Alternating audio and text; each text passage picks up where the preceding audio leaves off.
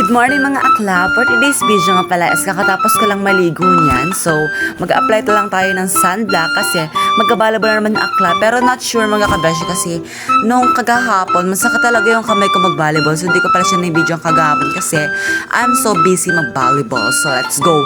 Tingnan natin yung paglagay ng aklang malandi ng sunblock. Nakakatawa. So, inuna ko muna yung mukha ko dyan bago yung katawan. Chares.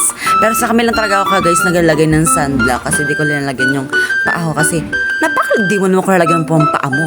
So ayun mga kabesh, nagagawin ako sa lieg kasi dapat talaga is huwag tayo umitim. Charles! Joke lang yun. Huwag umitim pero yung covered ko talaga guys na pinaglaro namin is covered talaga. Meron siyang bubong. Di gaya nung sa kabila namin yung video ko sa una na walang cover. Pero it's okay mga kabesh, ang ganda pa rin yun sa covered card ng Villa Luisa. Let's go! By the way, kakain muna pala ako dyan bago ako pumunta. Syempre, gusto mo matay na ako, ha? Nakakatawa. So ayun mga kabesh, mamaya mga 1:30 or 2:30 guys, alis na kami. So, manonood muna ako sa kanilang volleyball kasi, oh my god, di ko talaga kaya kasi ang sakit talaga ng kamay ko. Parang yung nabali, di ko alam. So, nagsuka lang nga yung bakla dyan. Di ko na alam kung bakit na nababalibol ba. Oo, hindi. Naku, nakakatawa. Iyan lang mga kabesh yung kaganapan sa buhay ko ngayong araw. Mag-volleyball tayo mamaya. Let's go! Bye-bye!